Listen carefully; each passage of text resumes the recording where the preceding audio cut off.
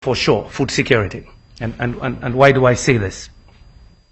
We get briefings from the IMF and World Bank twice a year. We, meaning the Secretary General and all UN chief executives in a closed room. We talk about global economics, global politics, insecurity, terrorism, the group. We had a briefing this year that was an eye-opener. The IMF was looking at the world 20 years from now. Where will be the population centers, the growth centers, the expenditure centers around the world? And here are numbers they gave us.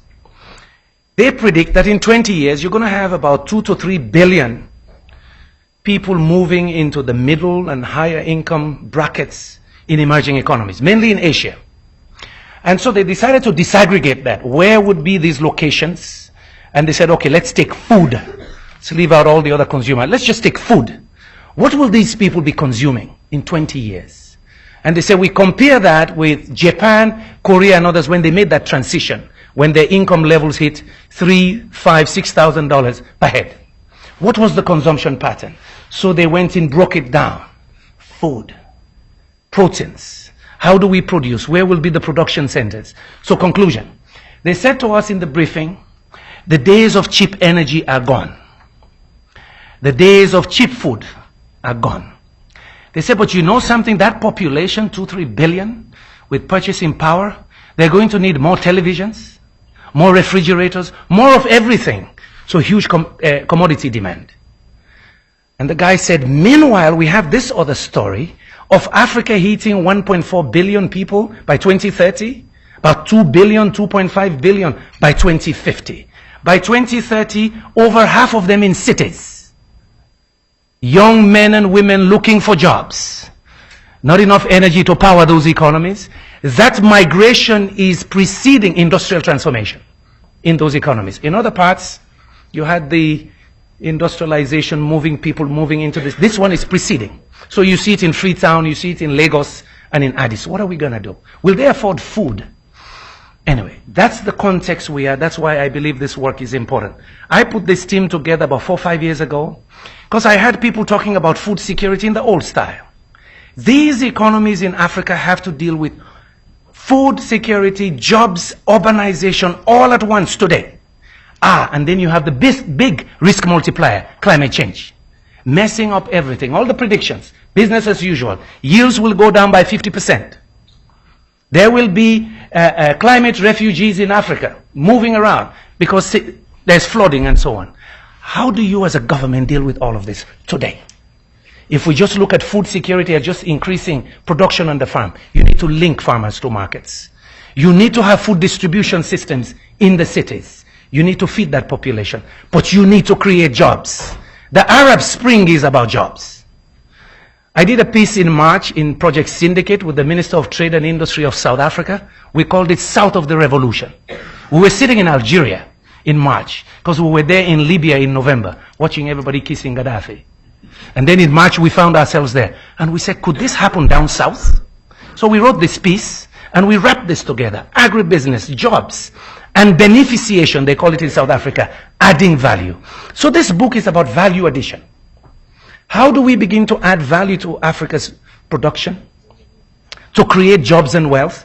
How do we change the discussion in Africa from just poverty reduction to wealth creation? Because then you talk about competitiveness. Then you talk about trade. Then you talk about productivity and infrastructure.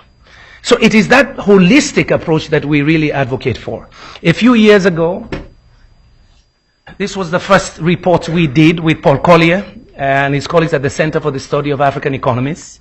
The title is Industrial Development 2009, Development Report, Breaking in and Moving Up, looking at the bottom billion. Here we argue a lot about structural change, helping these economies move into labor-intensive production systems, which means you need the infrastructure, which means you need energy source. They must comply to international production and environmental standards in their production system. So the whole issue of sustainability in the presence of climate change that they're not guilty of, but they have to deal with because the impacts are there immediately on them. It is in that context we believed, as you look at structural change, that agribusiness is one of the most promising areas.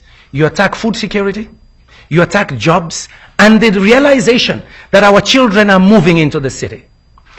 My last 2 points. Just to give the context, these colleagues will show you the pillars, the 7 pillars we've developed.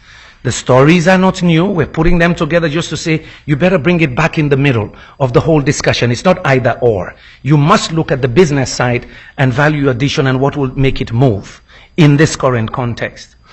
I was in China in August. I helped the Chinese organize an Africa-China Partnership for Investment Forum. In the middle of my speech, I stopped right at 7 minutes into the speech, and I stopped. And I said, I'm not going to read the official text anymore. I want to talk to you about the African dream, which is the subject of a new op-ed I'll release soon. From cocoa to chocolates. I say, you know, our dream, our children's dream, is to sell chocolates to 300 million Chinese.